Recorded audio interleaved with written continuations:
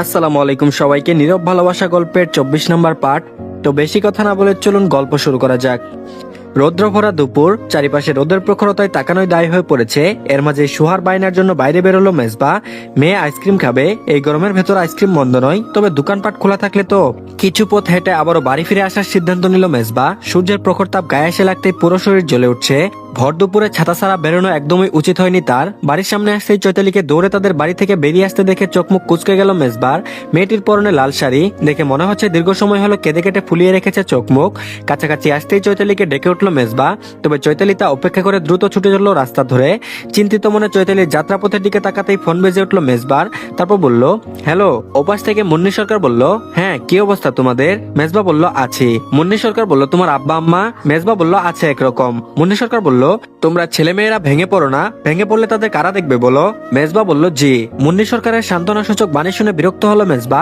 কেন যেন কাল থেকে সান্ত্বনার বাণী একদমই নিতে পারছে না সে। তারপর বলল, কালই তোমাকে একবার কল করতে চেয়েছিলাম, কিন্তু মনে হলো এই অবস্থায় তোমার সাথে কথা বলা ঠিক হবে না, তাই আজ করলাম। মেজবা বলল, ও। মুন্নি সরকার বলল, তা অনার হত্যাকারীর ব্যাপারে কিছু জানতে পেরেছো?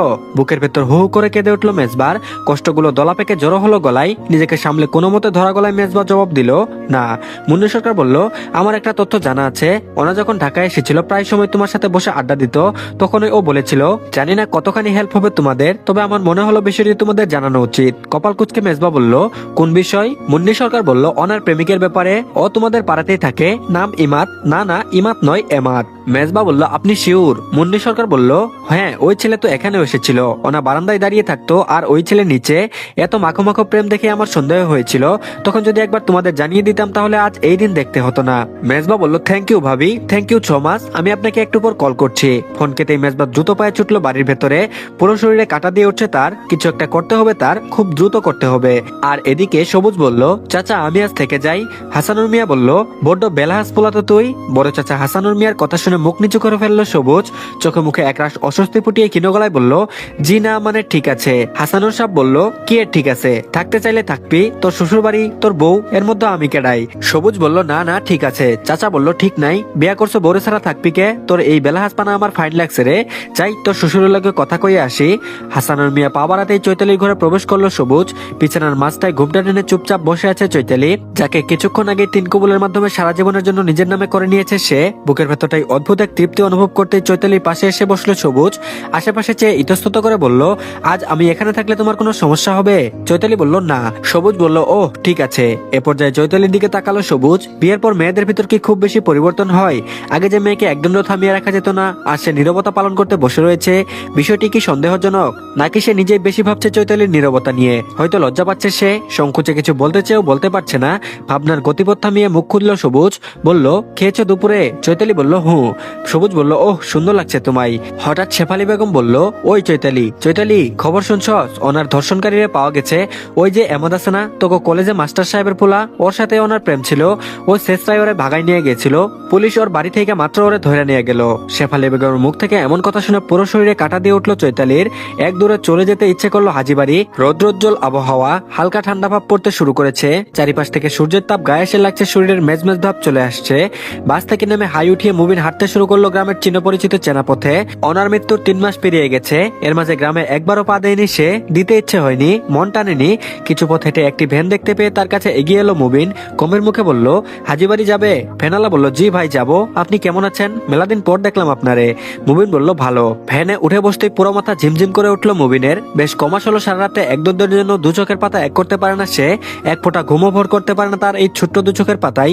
বিপরীতে সেখানে এসে ভর করে নিজের প্রতি একরাশ হতাশা, প্রিয়জনকে হারানোর দুঃখ কষ্ট। ভ্যানালা বলল, ভাই 2-3 মিনিট বসেন, আমি 1 প্যাকেট বিড়ি নিয়ে আসি।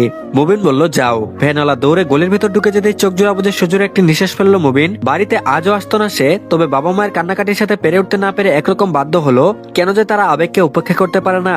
নিয়ন্ত্রণ জিনিসটি সে পারলে তারা কেন পারে না? সে কি মানুষ নয়, কোনো যন্ত্র?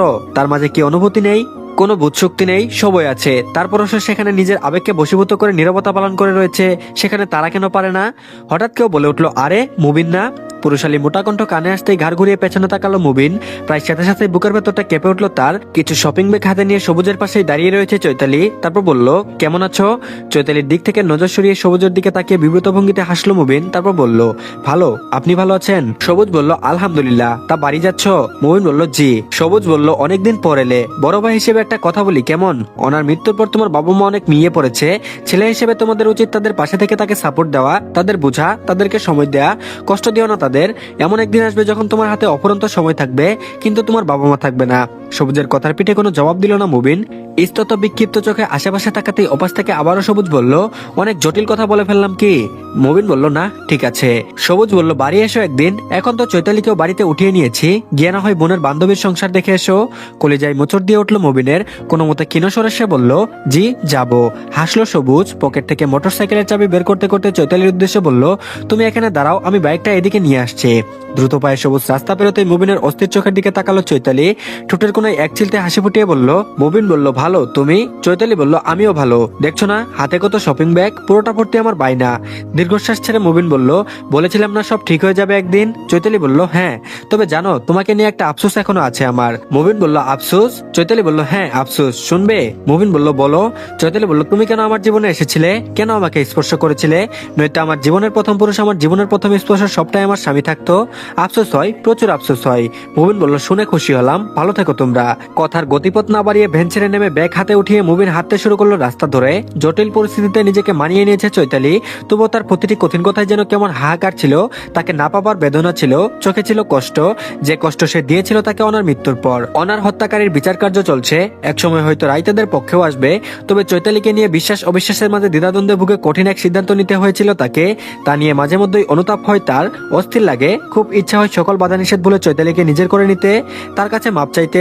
তবে বিবেকের কাছে পেরে ওঠে না, যা যেভাবে চলছে চলুক না। যেখানে ভালোবেসে চৈতালির উপর বিশ্বাসটুকুই রাখতে পারেনি সে, সেখানে আর যাই হোক একদমই যোগ্য নয় সে চৈতালির।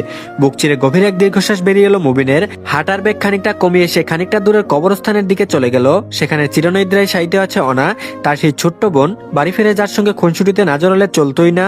আর এদিকে কড়াইয়ে তেল ঢেলে পেঁয়াজ মরিচ তাতে ছেড়ে দিল উল্লাসী। চুলের আঁচ কমিয়ে মুন্নি সরকারের দিকে তাকিয়ে উদ্বিগ্ন মনে বলল, ঘুম বেড়ে গেছে নাকি ওনার আমাকে ভালোই লাগছে না বুঝি না। মুন্নি সরকার বলল, কার রে? উল্লাসী বলল, আরে ওনার। কপাল কুচকে মুন্নি সরকার বলল, মেজবার। উল্লাসী বলল, হো। মুন্নি সরকার বলল, কেন, কি হয়েছে, খুলে বলতো। উল্লাসী বলল, তোমাকে বুঝিয়ে বলতে পারছি না ভাবি, তবে ওনার কথাবার্তা কমে গেছে, মন খুলে কিছু বলে না, হাসি ঠাট্টা তো ভুলেই গেছে। মুন্নি সরকার বলল, আর রাতে ওটা ঠিক মতো হয়তো? উল্লাসী বলল, আমি নিচ থেকে গেলে হয়, মাঝে মধ্যে তো সোহাকে ঘুম পাড়াতে গিয়ে ঘুমিয়ে পড়ি, সেদিন একটিবার ডাকেও না, যেন ওনার নিজের কোনো চাওয়া নেই। জানো কত খারাপ লাগে আমার। চিন্তিত মুখে উল্লাসীর কথা শুনলো মুন্নি সরকার।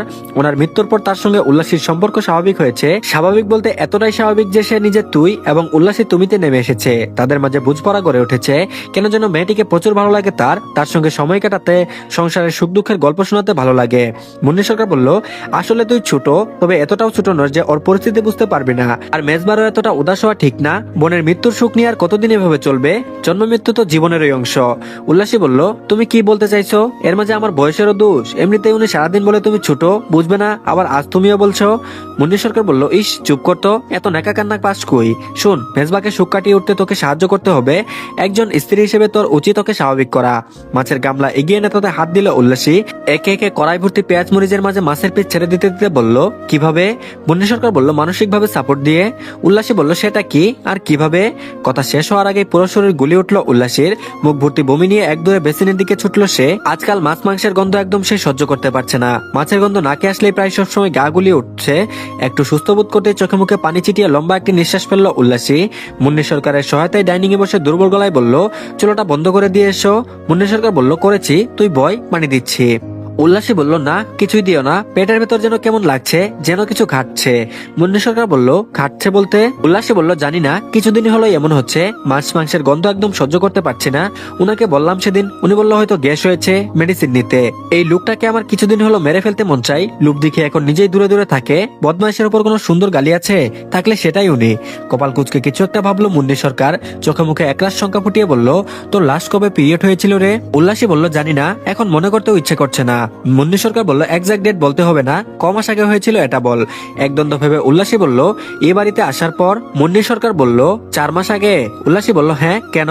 উল্লাসীর প্রশ্নের জবাব দিল না মুন্নি সরকার। উল্লাসী না হয় অবুঝ, এসব নিয়ে মাথা ব্যথা নেই তার, কিন্তু মেজবা সে এতটা অবচেতন কিভাবে হলো? এত মাস হলো মেয়েটির পিরিয়ড হচ্ছে না, এখনো একবার খোঁজ নিয়েও দেখেনি। অবশ্য ওনার মৃত্যুর পর মেজবা যেভাবে ভেঙে পড়েছে তাতে এর দোষ তার উপর পুরোপুরি চাপানো যায় না। তবে সে তো একজন ডাক্তার, তাছাড়া একজন সচেতন মানুষ হিসেবে অপ্রাপ্তবয়স্ক এক মেয়েকে কিভাবে গর্ভবতী করলো সে, নাকি সবটাই অনাকাঙ্ক্ষিত? উদ্বিগ্ন বোধ করলো মুন্নি সরকার। উল্লাসীর কাছ থেকে বিদায় নিয়ে নিজের ফ্ল্যাটে এসে মেজবার নাম্বারে ডায়াল করলো। কয়েকবার রিং বাজার পর অপর পাশ থেকে মেজবা কল রিসিভ করতে এসে অস্থিরতা নিয়ে বলল হ্যালো মেজবা, তুমি কখন বাসায় আসবে? মেজবা বলল ফিরতে একটু রাত হবে। মুন্নি সরকার বলল আজ একটু তাড়াতাড়ি ফিরলে হয় না? মেজবা বলল কেন বলুন তো? মুন্নি সরকার বলল আচ্ছা দরকার আছে। আচ্ছা শোনো, আসার সময় প্রেগনেন্সি স্টিক নিয়ে এসো তো। মেজবা বলল কি নিয়ে আসবো? মুন্নি সরকার বলল প্রেগনেন্সি স্টিক। Pregnancy stick? অবাক হলো মেজবা, প্রেগনেন্সি স্টিক দিয়ে উনি কি করবেন? উনি কি কনসেপ্ট করেছেন? তবে উনি যদি কনসেপ্ট করেও থাকে তাহলে তাকে কেন প্রেগনেন্সি স্টিক আনতে বলবেন? লজ্জাজনক কথাবার্তা না? মুন্নি সরকার বলল শুনতে পাচ্ছ? মুন্নি সরকারের আওয়াজে চোখ মুখ কুচকে ফেললো মেজবা। বিব্রত গলায় বলল জি পাচ্ছি। মুন্নি সরকার বলল মনে করে এনো তাহলে। মেজবা বলল ঠিক আছে। মুন্নি সরকার বলল রাখছি তাহলে। মেজবা বলল অবশ্যই। কল কেটে স্বস্তির নিঃশ্বাস ফেললো মেজবা। এই মহিলা কি দিনে দিনে পাগল হচ্ছেন? তাকে কোন দুঃখে এসব আনতে বলেছেন উনি? নাকি মেজবার ডাক্তার বলে মুন্নি সরকার ভেবেছে এসব প্রেগনেন্সি স্টিক ফ্রিতেই হাসপাতাল থেকে ম্যানেজ করতে পারবে সে? নিজের মনে চলা যুক্তিহীন প্রশ্নের জন্য নিজেকে পাগল মনে হলো মেজবার। প্রেগনেন্সি স্টিকের দাম কি খুব বেশি, নাকি ওনারাই গরিব চাচ্ছে তাই? এসব কি ভাবছে সে? হাজার ভেবেও মাথায় কিছু আসেনি মেজবার। ল্যাবের থেকে বেরিয়ে ইচ্ছা না থাকা সত্ত্বেও দূরের এক ডিসপেন্সারি থেকে একটি প্রেগনেন্সি স্টিক কিনে রওনা হলো বাসার উদ্দেশ্যে। তবে চিন্তিত বোধ করছে সে, মুন্নি সরকারকে গিয়ে এটি সে কিভাবে দেবে? নিজে দিতে যাওয়া কেমন হয়ে যায় না? উল্লাসের কাছে দিয়ে পাঠালে কেমন হয়? না থাক, কোনো দরকার নেই, কাজের চেয়ে প্রশ্ন করবে বেশি। এটি কি কি হয় এটি দিয়ে? এমন নানান প্রশ্ন করে একদম বিরক্ত করে ফেলবে। আজকাল তার বকাবকি প্রচুর পরিমাণ বেড়েছে, সাথে বেড়েছে তার প্রতি চাওয়া পাওয়া। রিক্সার ভাড়া মিটিয়ে বাসার দিকে পা বাড়ালো মেজবা। হাসান সরকার যদি বাসায় থাকেন তাহলে এটি কি বলে দেবে সে? তাছাড়া উনি বা কি ভাববেন? নাকি উনারও সবটাই জানা থাকলে উনি নিজে না এনে তাকে দিয়ে আনাচ্ছে কেন? উদ্বেগপূর্ণ চোখে মুখে কলিং বেল চাপ দিতে ভেতর থেকে দরজা খুলে দিল মুন্নি সরকার। গভীর গলায় বলল তুমি? আমি আরো ভাবছি তোমার ভাই আজ শুধু বাড়িতে আসুক, বারবার বলেছি শীতলের জন্য মেয়ে দেখতে যাব, জলদি এসো জলদি এসো, অথচ ওই হাদারামের খবরই নেই। মেজবা বলল ও হাসান ভাই নেই? মুন্নি সরকার বলল না, কিছু বলবে? মেজবা বলল হ্যাঁ মানে এই তো নিন। মুন্নি সরকার বলল কি এটা? মেজবা বলল ইয়ে মানে আপনি যেটা আনতে বললেন প্রেগনেন্সি স্টিক। মুন্নি সরকার বলল এটা আমায় কেন দিচ্ছ? আমতা আমতা করে মেজবা জবাব দিল তাহলে কাকে দিব? আপনি কনসিপ্ট না মানে আচ্ছা যাকে দেবার আপনিই দেবেন ধরুন। মুন্নি সরকার বলল আরে বেটা নিয়ে যাও তো সাথে, এমনিতেই তোমার ভাই আমাকে ঘোরালো, আসুক আজ। মেজবা বলল আমি নিয়ে যাব? মুন্নি সরকার বলল হ্যাঁ, টেস্ট করে কি খবর আসে জানিও। বিষয় নিয়ে মেজবা আবারও বলল টেস্ট? মুন্নি সরকার বলল তো কি প্রেগনেন্সি স্টিক পুজো দেবার জন্য এনেছো? মেয়েটা ছোট, একটু দেখে শুনে চলবে না? ওই দেখো আবার ফোন বাজে, যাও তুমি পরে কথা বলবো। মুন্নি সরকার ফ্ল্যাটের সদর দরজা লাগিয়ে দিতে স্তব্ধ হয়ে সেখানেই দাঁড়িয়ে রইল মেজবা। কোনোভাবে উল্লাসের কথা বলছেন কি মুন্নি ভাবি? তাছাড়া আর কারই বা বলবে? সে তো আর কোনো মেয়ে নয়, আর না সে কনসেপ্ট করতে পারবে, কিন্তু উল্লাসী কিভাবে? তো ধন্যবাদ সবাইকে, আজকের পার্টটি এই পর্যন্তই। আশা করছি ভালো লেগেছে। তো পরবর্তী পার্ট দিলে অবশ্যই কমেন্ট বক্সে লিংক পেয়ে যাবেন। তো সবাই অবশ্যই দেখে নিন, আর অবশ্যই আমাদের চ্যানেলটিকে সাবস্ক্রাইব করে দিন। আল্লাহ হাফেজ।